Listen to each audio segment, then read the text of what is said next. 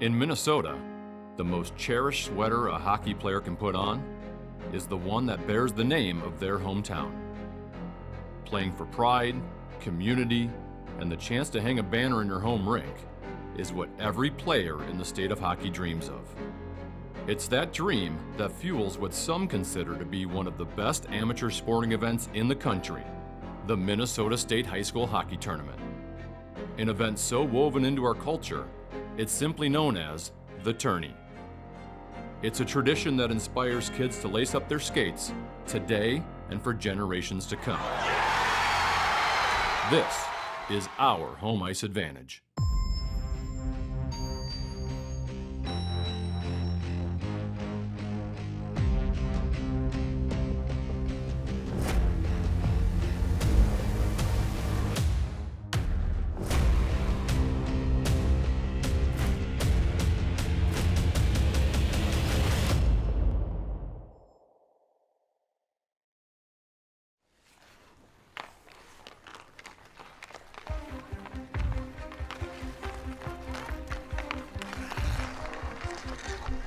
We had a park at the end of our block, and we just loved to go there.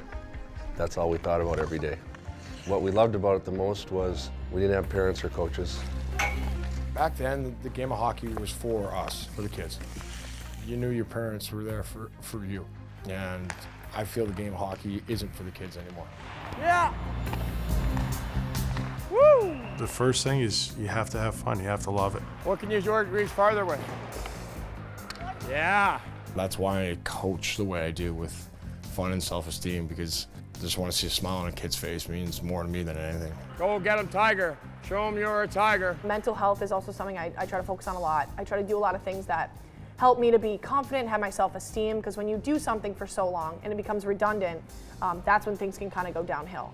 I think it's easy to get caught up in, I want to play in the NHL when you're 9. And I think dreams are important, but be a good teammate, work hard, play other sports. If you are good at the level you're at, then you have a chance to be good at the next level. I believe if you think that way, you'll get to whatever level that you're going to get to. Shot score by Minnesota's own Darby Hendrickson. If you only do one thing and you're only down one path, you're not going to know if you made the right or wrong decision when it comes to sports or just life in general too.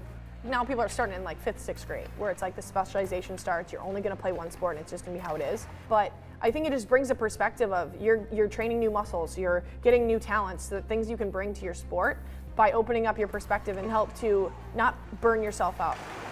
I think there does need to be less of a emphasis of always looking towards the future. You know, a lot of the girls, they're constantly getting exposed and getting those colleges to look at them. And yes, that is an important part, but when you're constantly looking forward to that, you're missing out on all the skill development that you should be doing now to get better and be prepared for that. I want the center in front of the net, the east side, if you're up the always. I think the biggest threat to hockey right now in our state, and that's all I can speak of, is just we're trying to rush ourselves through everything, step by step by step. Everyone's trying to think they've mastered every level and they got to go to the next level to challenge themselves. Now you go. Margie. Just playing the game, working on our skills, the simple things, you know, not always necessarily going to all the camps and stuff that mom and dad can sign up to, but doing the dirty work in your garage, the shooting, the stick handling. So many coaches now just coach to the top. They don't really coach. They just throw out who they think is best. Even when things aren't going well, or if you're going to put some of the weaker players on the ice, they put them all on the ice, or all on the field together. They don't sprinkle them in with the better players to maybe like build their game or build their confidence. Score! Woo! Coaches are teachers, they're mentors. It's not about them, it's about the kids.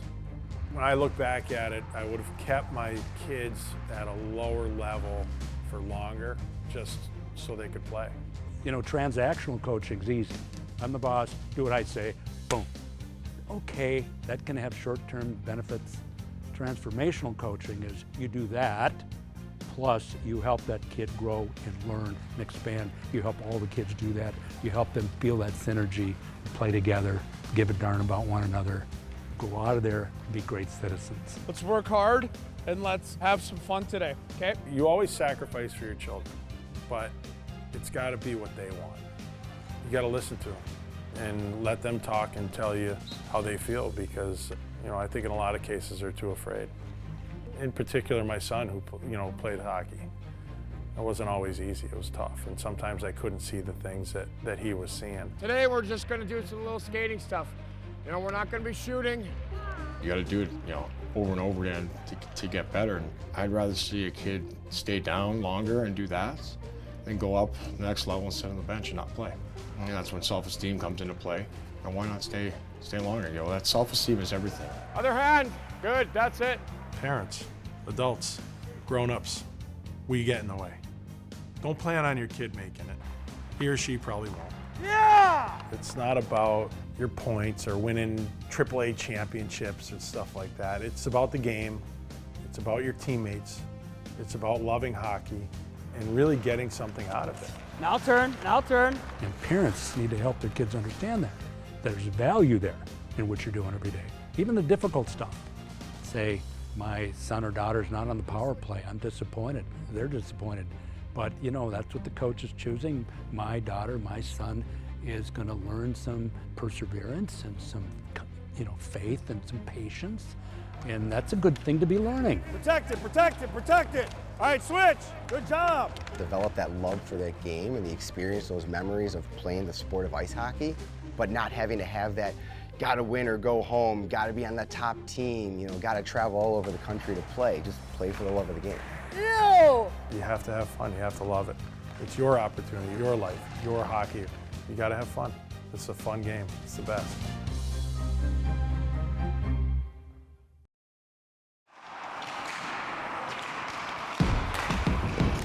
Yeah, right here, yeah. I tried to sauce that pass. Wasn't really good. If you had a good high school career and you were a Division I player, that'd be an incredible dream. If you were to go on beyond that and play in the NHL, that'd be even bigger. But Richfield High School was the goal. I still am blown away by the fact that Grand Rapids has season tickets in their building and seat assignments for their varsity hockey games. It's incredible.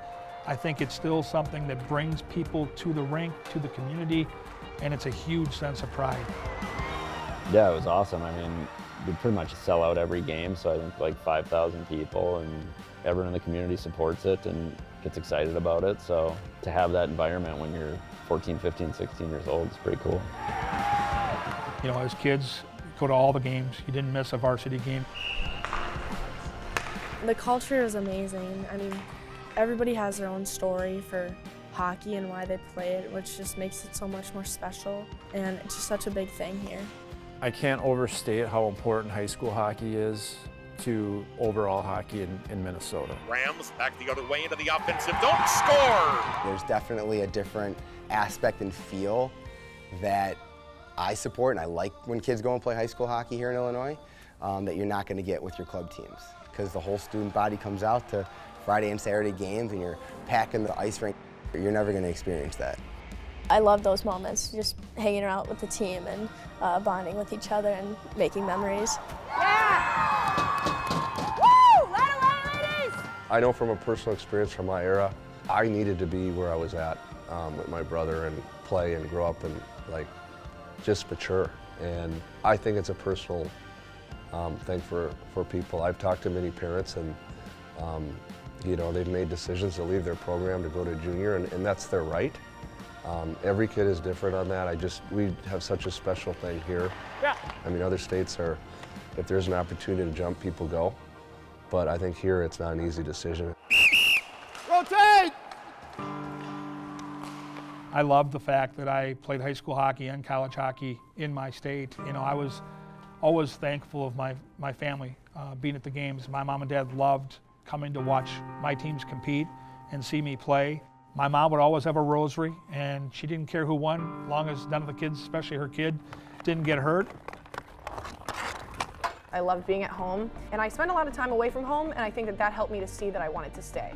I didn't want to go live it with someone else when I was younger. I didn't want to bill it. I didn't want to live in a school where I had to like live in a dorm.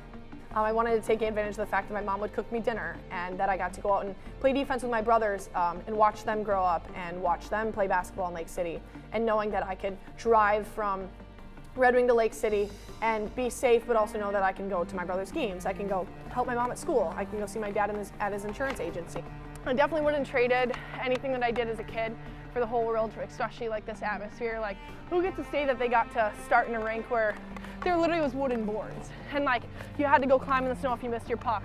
The hardest thing about junior hockey is being away from home.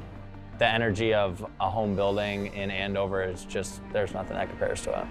It's cool, all the kids looking up to you and giving you high fives and knowing your names. The way I approach this is I tell them everything juniors can do for them. And then I try to tell them everything we can do for them. Another year with their younger siblings. Another year with the guidance of their parents. Another year with their friends that they've had since 6th grade, accomplishing a goal they set out when they were in 3rd or 4th grade. Let's get back to Husky hockey. Play for each other. Be inspired by the logo. And win as a group. Maybe the greatest part about community-based hockey is that these kids are accountable in a lot of ways to not only the guys in the locker room, they're accountable to the kids at the school and to the members of the community. And they carry that pressure on their back. And we talk about it all the time. One of our favorite sayings to the kids is everything we do is a reflection on our team, on our school, and on our community. And that accountability, while it puts pressure on you, it also brings a great sense of pride. Yep, there we go. We were so proud at Burnsville to wear the black and gold, and by the time you get to the high school, you've matured to the point where you understand the magnitude of who you're representing.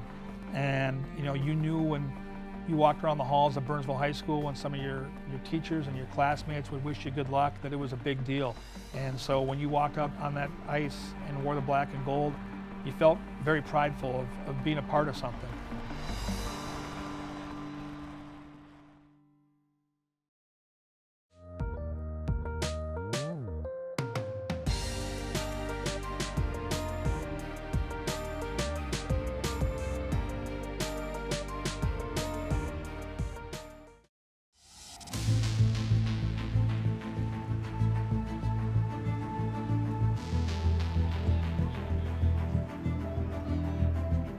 Do you really get 18,000 people to watch a high school game? And it's like, yeah, for like 4 straight days. It's unbelievable.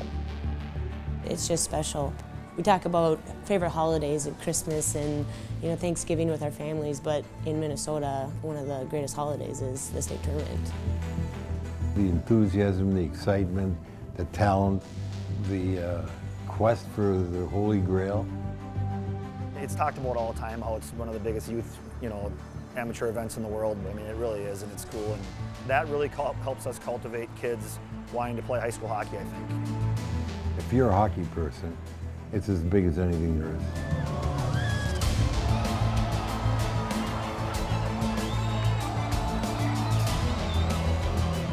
The state high school hockey tournament for boys now, it's been played for over 75 years. For girls, it's been played for over 25 years. Is I think the event that's pointed to the most is the best representation of the community and the high school model in Minnesota working so well. It's so aspirational for every 5 and 6 and 7-year-old kid when they start playing hockey. There is something so quintessentially Minnesotan about wanting to win the state tournament. Everybody probably knows somebody that played in it or even won it. First it was up north. Larry Ross had so many good teams coming out of there, and then Eveleth and Hibbing and Coleraine, guys like Sheehy and Antonovich, Baker, Casey, just up north.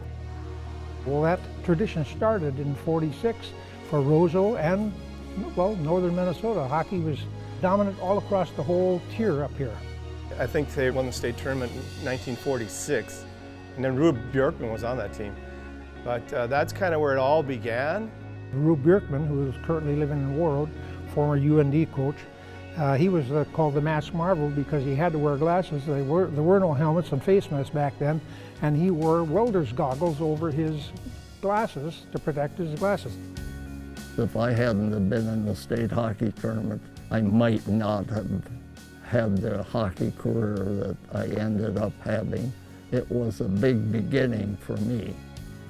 I've been going at it for many years as a player and a coach and a spectator, a father, a grandpa, and a great-grandpa to players. So I've been around a little while. A person by the name of Gene Aldrich organized the first state hockey tournament in 1945. And from 1945, it's taken off and it's what it is today, which is tremendous.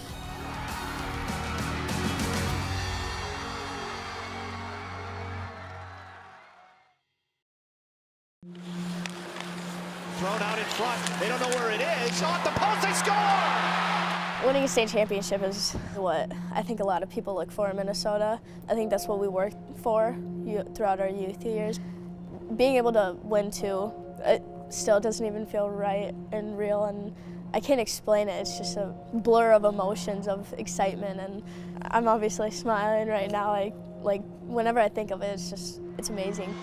It means so much to me, being able to wear that jersey and being able to represent my teammates and my community. I just love being able to show how much hard work we've put in over the years and being able to represent Andover. The high school tournament, I think, is one of the coolest things that you can see in hockey in this country. It's just the way it used to be in a lot more places. It used to be like that in Boston. It used to be like that in Western Mass. Like to have it still go like that, to have kids from Minnesota maybe pass up a better opportunity to stay with their high school team to experience the high school tournament is pretty special. It's one of the most remarkable scenes I've witnessed, and I mean it very sincerely. It's a happening. I watched my sophomore and junior years. A lot of my close friends from my youth hockey days got to go to the state tournament. 83, Burnsville lost in the final. 84, we lost in the second round. But 85, we kind of felt all along like every year we had been that team. We had been ranked 1 or 2 in the state as Pee-wees and Bantams, so we knew we had a chance to be good. A few of them have reached the pinnacle. They've either won the Stanley Cup or the gold medal or both.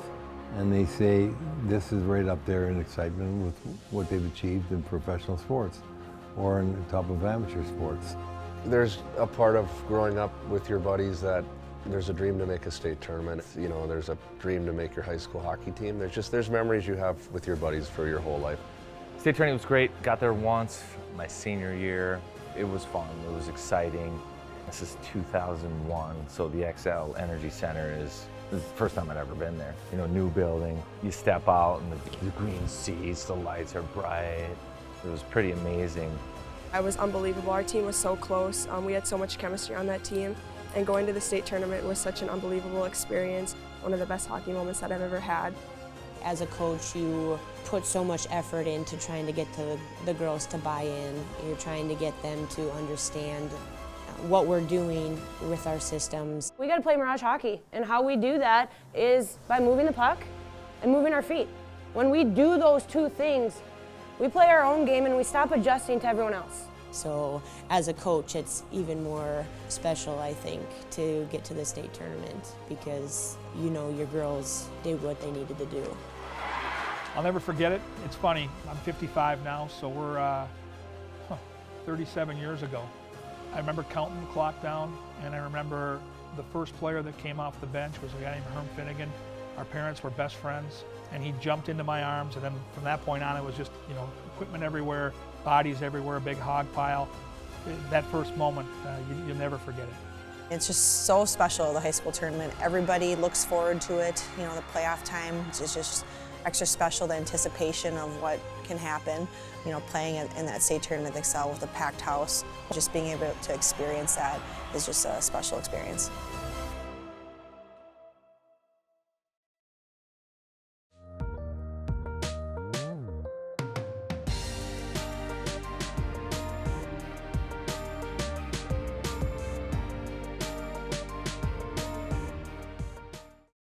Kittleson into the offensive zone. We're going to get to Hendrickson. Hendrickson backhand score!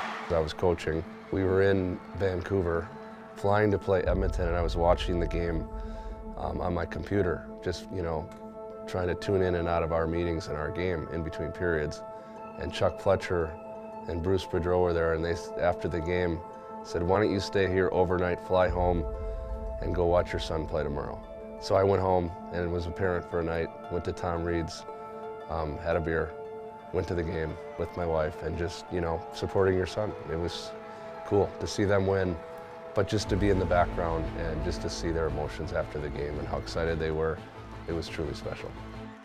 Our girls, they said, it's here, we have the opportunity, we're not letting it go. And we went into overtime, and one of our girls drew a penalty on Gentry's top player, and our girls took that moment. It was a play that we had been working on in practice leading up to the tournament.